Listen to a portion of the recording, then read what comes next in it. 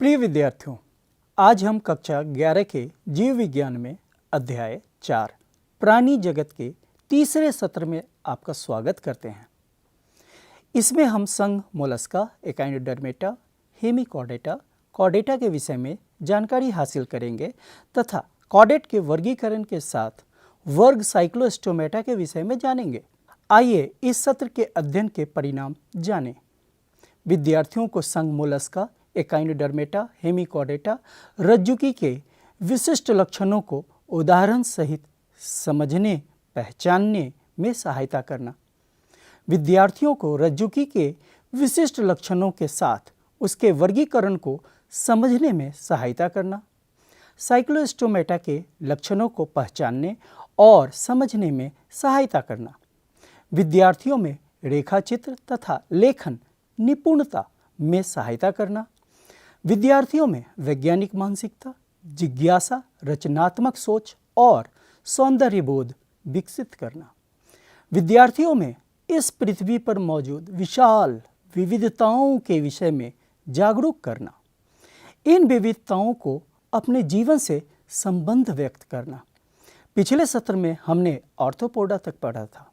आइए इस सत्र में हम मोलस्का से शुरू करते हैं। आपने बाजार में शंख, कौड़ी इत्यादि बिकते देखा होगा। ये सभी इसी संघ के जीव हैं। मोलस्का का अर्थ कोमल शरीर वाले जीव होते हैं। यह प्राणी जगत का दूसरा सबसे बड़ा संघ है। इसका आवास ज़्यादातर स्थलीय या जलीय होता है। इनमें से अधिकांश स्थलीय नम मिट्टी में पाए जाते हैं।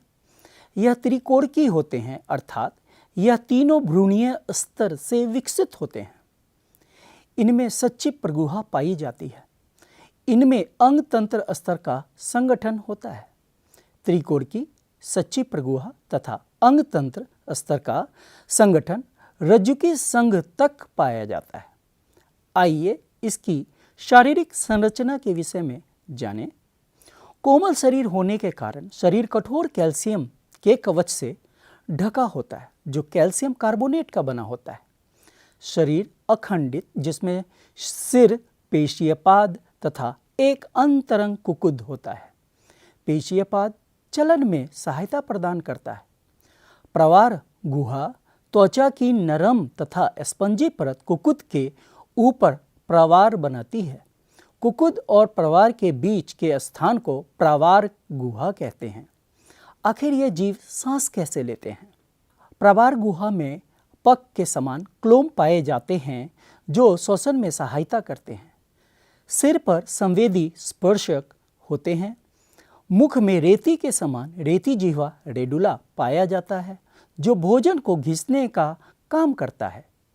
आइए इन जीवों में जनन किस प्रकार होता है जानें। यह एक लिंगाश्रयी होते हैं तथा अंडज भी। परिवर्धन प्रत्यक्ष या अप्रत्यक्ष हो सकते हैं। आइए कुछ अद्वितीय लक्षण जो इस संघ में पाए जाते हैं जानें। इनमें तंत्रिका तंत्र शरीर के ऐंठन के कारण अंग्रेजी की संख्या 8 की आकृति का होता है। रुधिर रंगहीन या हीमोसाइनिन के कारण नीला रंग का होता है। उत्सर्जन उत्सर्गिकाओं के द्वारा होता है। मोलस्का के उदाहरण हैं हेलिक्स, बाघघोंगा, टाइटन, यूनियो इत्यादि। क्या आप जानते हैं प्राकृतिक मोती कैसे बनता है? जब एक रेत का कण या परजीवी कवच और प्रवार के बीच चला आता है, तब प्रवार नेक्रे की संकेंद्रित परतें उनके चारों तरफ बनाती हैं। कुछ समय बाद यही मोती में परिवर्तित हो जाता है। आपको मालूम है, इसी प्रक्रिया के द्वारा हम मोती की कृत्रिम खेती करते हैं। जापान ने सर्वप्रथम मोती की कृत्रिम खेती की शुरुआत की। पिंगटाडा मुक्ता सुक्ति सबसे बेहतरीन मोती बनाती है। कृत्रिम मोती इस प्रकार बनता है। सबसे पहले उपयुक्त प्रजाति को इकट्ठा किया जाता है। उन्हें उपयुक्त जगह देना जहां जनन हो सके। युवा को अलग कर उन्हें खास आकार तक विकसित होने देना। ग्राफ्टिंग करना, हाथों से छोब कर कवच और प्रवार के बीच उत्तेजक को डाला जाता है। ग्राफ्टिंग के बाद जीव का ध्यान रखना ताकि मोती अच्छी तरह विकसित हो सके। उपज को धैर्य के साथ लंबे समय तक ध्यान रखना, बाद में थोड़े से प्रशिक्षण के बाद मोती को इकट्ठा करना, इससे किसानों को काफ़ी आमदनी हो सकती है। आइए अब हम अगले संघ एकाइनोडर्मेटा के बारे में जानें। जब भी इस संघ की बात होती है तो हमारे ध्यान में एक खूबसूरत तारामीन आता है जो मछली नहीं है। एकाइनोडर्मेटा का अर्थ शूल युक्त जीव होता है। इन जीवों का आवास कहाँ होता है? इनका आवास समुद्र है। सभी जीव समुद्रवासी होते हैं। यह सभी त्रिकोणकी तथा प्रगुही होते हैं। इनमें अरीय समिति होती है सिवाय समुद्री कद्दू के, जबकि लार्वा द्विपार्श्व समिति दर्शाते हैं। एकाइनोडर्मेटा के विशिष्ट लक्षण में जल संवहन तंत्र आता है जो किसी भी संघ में नहीं पाया जाता है। जल संवहन तंत्र इन जीवों में भोजन पकड़ने, चलने, श्वसन में सहायता प्रदान करता है।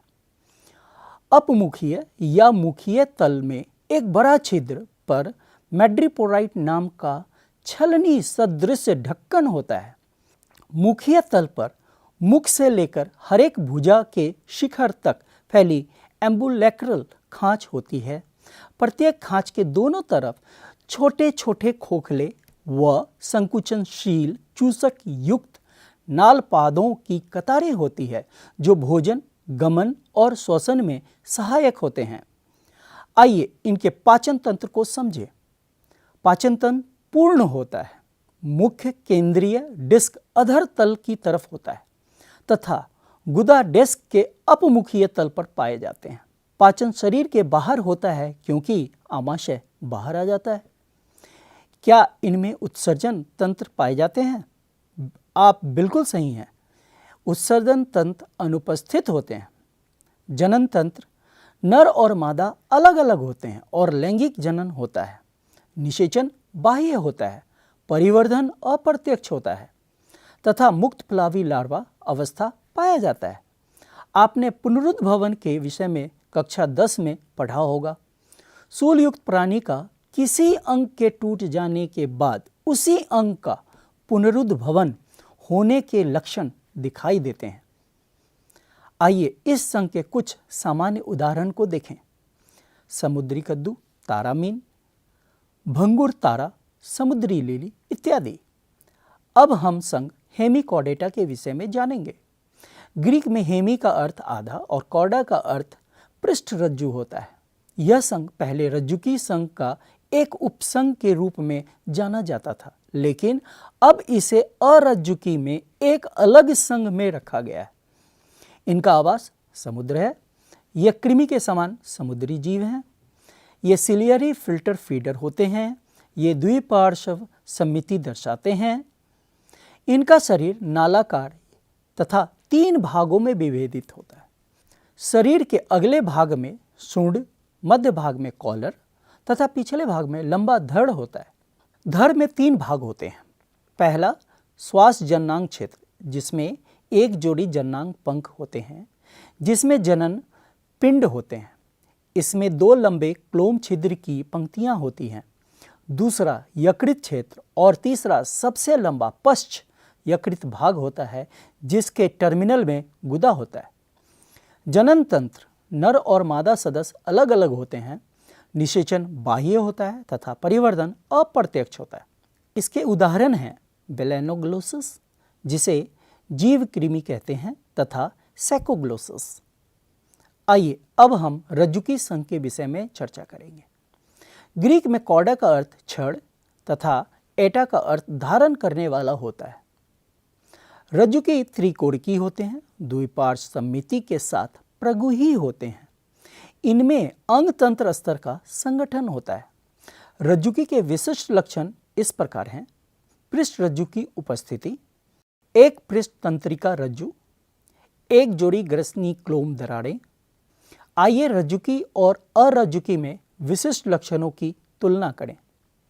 रज्जुकी में पृष्ठ रज्जु उपस्थित होता है। केंद्रीय तंत्रिका तंत्र पृष्ठीय, खोखला तथा एकल होता है। ग्रसनी में क्लोम छिद्र पाए जाते हैं। हृदय अधर भाग में होता है। एक गुदा पश्च पूछ उपस्थित होता है। अरज्जुकी में पृष्ठ रज्जु अनुपस्थित होता है। केंद्रीय तंत्रिका तंत्र अधर तल में ठोस और दोहरी होता है। क्लोम छिद्र अनुपस्थित होता है। हृदय पृष्ठ भाग में होता है। अगर उपस्थित हो तो गुदा पश्च पूछ अनुपस्थित होती है। अब हम संघ रज्जुकी के उपसंघ के विषय में जानेंगे। रज्जुकी के 3 उपसंघ हैं। पहला यूरोकॉर्डेटा, दूसरा सिफेलोकॉर्डेटा और तीसरा कशेरुकी। उपसंघ यूरोकॉर्डेटा, ग्रीक में यूरो का अर्थ पूंछ तथा कॉर्डा का अर्थ रज्जु होता है। पृष्ठ रज्जु टैडपोल शिशु अवस्था में सिर्फ पूंछ में पाया जाता है। लार्वा का वयस्क के रूपांतरण में पूंछ साथ ये रचना समाप्त हो जाती है, इसीलिए इसे अधोगामी रूपांतरण कहते हैं। वयस्क थैलीनुमा, असममिति तथा ट्यूनिक से घिरा होने से इसे ट्यूनिकेटा भी कहते हैं। उदाहरण है एसिडिया, सैल्पा, डोलियोलम। उपसंघ सिफेलोपोडा, ग्रीक में सिफेलो का अर्थ सिर तथा कॉर्ड का अर्थ रज्जु होता है। पृष्ठ रज्जु सिर से पूंछ तक फैली होती है तथा जीवन के अंत तक बनी रहती है। इसका उदाहरण ब्रैकियोस्टोमा, एम्फिऑक्सस या लैंसलेट है। पृष्ठ रज्जु और मेरुदंड शब्द का इस्तेमाल कभी कभी एक दूसरे के स्थान पर किया जाता है। क्या ये दोनों शब्द का अर्थ एक है या अलग अलग? पृष्ठ रज्जु और मेरुदंड के बीच अंतर ये है। पृष्ठ रज्जु की परिभाषा, यह एक लचीला छड़ है जो मीजोडर्म से उत्पन्न हुआ है और निम्न रज्जु की जीव के शरीर को सहायता प्रदान करता है। पृष्ठ रज्जु का कार्य यहाँ कंकालीय पेशी उत्तक जुड़ते हैं। पृष्ठ रज्जु निम्न रज्जुकी में पाए जाते हैं। पृष्ठ रज्जु तंत्रिका रज्जु और आंत के बीच स्थित होते हैं। मेरुदंड 33 रीढ़ की हड्डी से बना है जो खोपड़ी से श्रोणि तक फैली होती है। मेरुदंड शरीर के गमन संरचना को सहारा देना तथा जुड़ने का आधार है। मेरुदंड उच्च रज्जुकी में पाया जाता है। मेरुदंड तंत्रिका रज्जु के चारों ओर होता है। उपसंघ कशेरुकी का अर्थ होता है कशेरुक दंड या रीढ़ की हड्डी वाले जीव। यहाँ वयस्क अवस्था में पृष्ठ रज्जु अस्थिल या उपास्थिल कशेरुक दंड में परिवर्तित हो जाते हैं। कशेरुकी में 2, 3 या 4 प्रकोष्ठ वाले पेशीय हृदय अधर में होता है। आप चित्र में देख सकते हैं। आइए कशेरुकी उपसंघ का वर्गीकरण प्रवाह चार्ट द्वारा समझते हैं। कशेरुकी को 2 डिवीजन में बांटा गया है। पहला अनैथोस्टोमेटा, जिसमें जबड़ों का अभाव होता है तथा इसमें एक वर्ग साइक्लोस्टोमेटा होता है। दूसरा नैथोस्टोमेटा, जिसमें जबड़े उपस्थित होते हैं। इसे 2 उच्च वर्ग में विभाजित किया जाता है। पहला पीसीज, जिसमें पख उपस्थित होता है और इसके 2 वर्ग होते हैं, कॉन्ड्रिक्थिस और ऑस्टिक्थिस। दूसरा टेट्रापोडा, चतुष्पाद, जिसमें 4 पाद होते हैं और इसमें उभयचर, सरीसृप, एविज तथा स्तनधारी वर्ग होते हैं। वर्ग साइक्लोस्टोमेटा का अर्थ होता है चक्रमुख। ये सभी प्राणी कुछ मछलियों के बाह्य परजीवी होते हैं। श्वसन के लिए 6 से 15 क्लोम छिद्र होते हैं। इनमें बिना जबड़ों का चूसक तथा वृत्ताकार मुख होते हैं। इनके शरीर में शल्क तथा युग्मित पखों का अभाव होता है। कपाल तथा मेरुदंड उपास्थिल होता है। परिसंचरण तंत्र बंद प्रकार का होता है। यह समुद्री होते हैं किंतु जनन के लिए अलवणीय जल में प्रवास करते हैं। जनन के कुछ दिन बाद वे मर जाते हैं। उनका लार्वा कायांतरण के बाद समुद्र में लौट जाते हैं। इसका उदाहरण है पेट्रोमाइजन लैम्प्रे, मिक्सिन हैगफिश। आइए आपके लिए कुछ नियत कार्य हैं। पहला, क्या जल संवहन तंत्र और द्रव्य चालित तंत्र में कोई समानता है? दूसरा, रज्जुकी और कशेरुकी में अंतर बताइए। तीसरा, रज्जुकी के उन 4 लक्षणों को बताएं जिससे वह अराजुकी से बेहतर जाने जाते हैं। आइए एक शीघ्र पुनरावलोकन करें। एकाइनोडर्मेटा हेमिकॉर्डेटा के आधारभूत तथा विशिष्ट लक्षणों को उदाहरण सहित समझें। संघरज्जुकी के आधारभूत तथा विशिष्ट लक्षण के साथ उनका वर्गीकरण तथा वर्ग साइक्लोस्टोमेटा के विषय में जानें। विद्यार्थियों, अब इस अध्याय के बाकी वर्गों के विषय में हम अगले सत्र में पढ़ेंगे। धन्यवाद।